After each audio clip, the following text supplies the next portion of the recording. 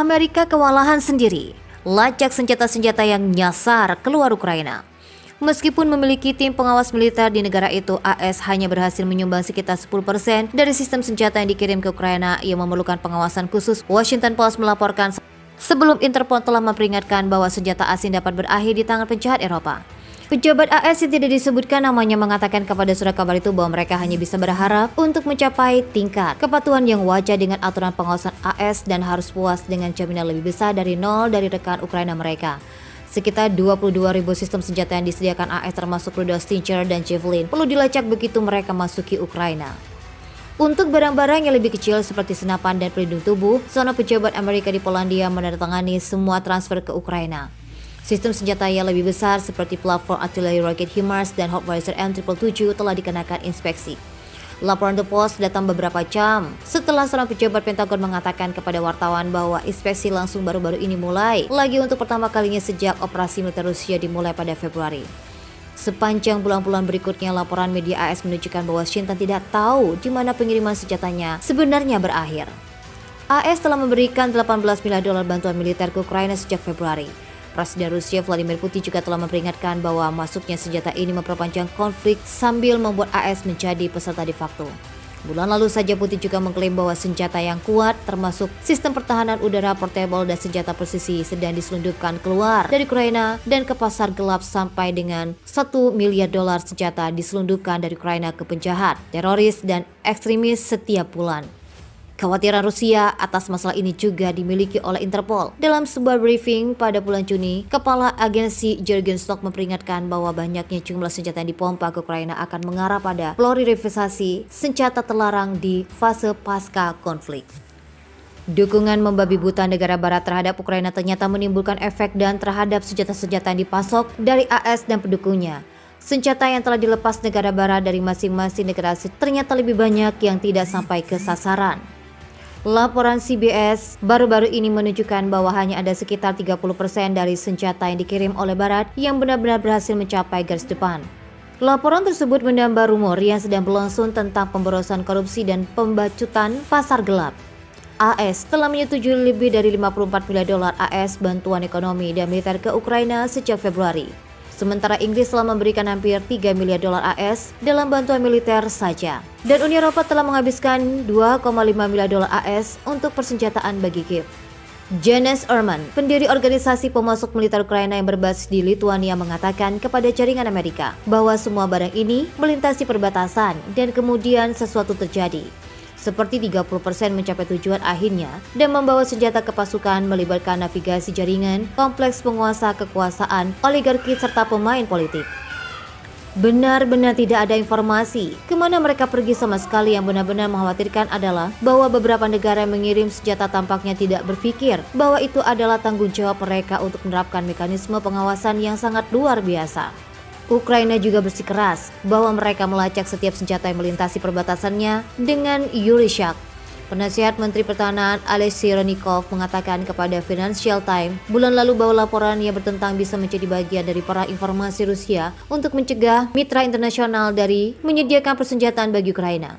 Namun beberapa pejabat di Barat telah menyembunyikan lonceng alarm. Sebuah sumber intelijen AS mengatakan kepada CNN pada bulan April bahwa Washington hampir nol tahu apa yang terjadi pada negara-negara dengan senjata-senjata ini, menggambarkan pengiriman itu sebagai ke dalam lubang hitam besar begitu mereka masuk ke Ukraina.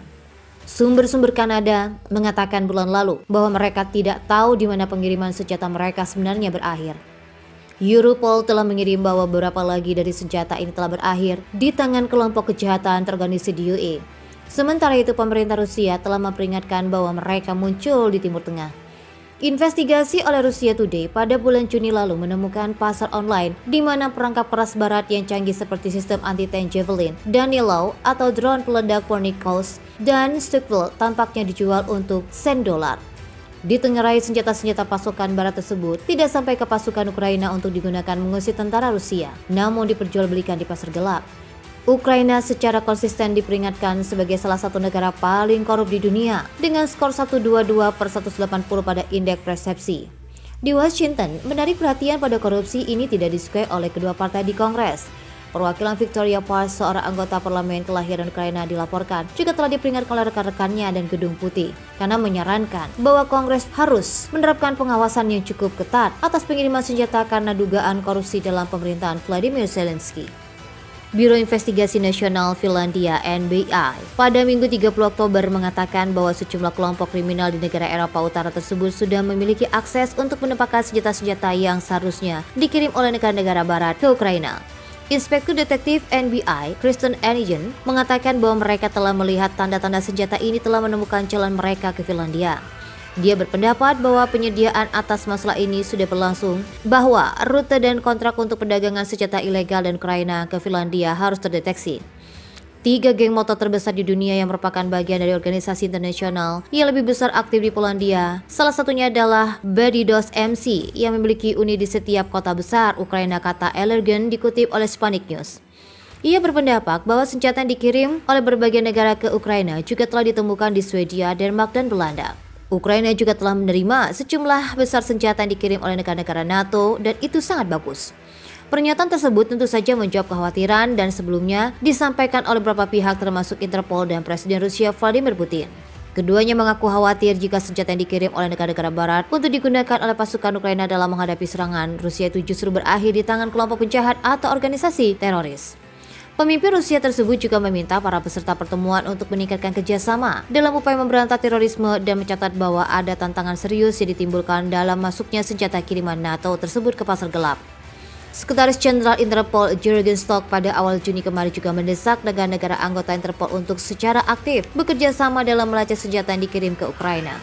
Kepala Interpol itu juga mengatakan dia memperkirakan bahwa senjata ringan dan berat tersebut akan membanjiri pasar gelap internasional setelah konflik antara Moskow dan Kiev berakhir.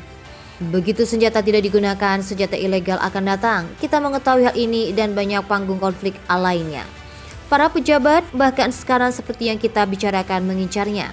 Kelompok-kelompok kriminal akan mencoba mengeksploitasi situasi kacau ini untuk mendapatkan persenjataan digunakan oleh militer dan termasuk senjata berat, katanya seperti dikutip dari RT News. Presiden Rusia Vladimir Putin mengingatkan kalau senjata-senjata dikirim ke negara-negara barat untuk Ukraina masuk ke pasar gelap. Putin mengklaim ada kelompok-kelompok kriminal di perbatasan yang secara aktif terlibat dalam penyelundupan sejumlah senjata ke wilayah lain dan diselundupkan bukan senjata ukuran kecil. Ada risiko yang berkelanjutan di mana para pelaku kriminal itu terus-menerus mendapatkan senjata yang berteknologi tinggi seperti sistem pertahanan udara portable dan senjata tepat sasaran, kata Presiden Putin dalam rapat bersama anggota Career Head of Independent State pada Rabu 26 Oktober 2022 yang lalu. Ucapan Putin itu tercetus setelah anggota tetap Rusia untuk PBB Felicien Nebenzia pada bulan lalu memperingatkan kalau korupsi di angkat pejabat Ukraina telah membuat adanya sejumlah saluran pengiriman senjata dari negara-negara barat ke pasar gelap yang bisa ditembus oleh berbagai pihak di dunia. Sejumlah pejabat tinggi militer dari negara-negara barat juga mengakui bahwa sulit sekali, bahkan nyaris mustahil melacak secara efektif kemana senjata-senjata senilai miliaran dolar yang dikirim ke Ukraina akhirnya berakhir di mana. Inspektur Jenderal Pentagon Sean O'Connell dalam sebuah wawancara media pada Agustus 2022 lalu mengatakan sulit melacak keberadaan senjata-senjata yang dikirimkan karena Ukraina masih menggunakan kertas sebagai bukti tanda terima, bukan teknologi percatatan dalam melacak suplai senjata-senjata ke sana. CBS News mewartakan sekitar 70% senjata yang disuplai ke Ukraina tidak pernah sampai ke tentara di garda depan. Sebab senjata-senjata itu harus melalui sejumlah pos pemeriksaan, mulai dari orang yang memegang kekuasaan, para oligarki dan politikus. Hampir tidak ada informasi kemana semua senjata-senjata itu pergi akhirnya. Ini sungguh mengkhawatirkan bagi negara-negara pesuplai senjata-senjata tersebut bahwa tidak adanya mekanisme untuk mengawasi senjata-senjata tersebut, kata Dotele Rovera, penasihat senior dan Amnesty International. Ukraina adalah negara bekas pecahan Uni Soviet yang ingin menjadi negara anggota NATO dan Uni Eropa. Tindakan Ukraina itu dipandang Moskow bisa mengancam keamanan dan penghuni pengaruh Rusia.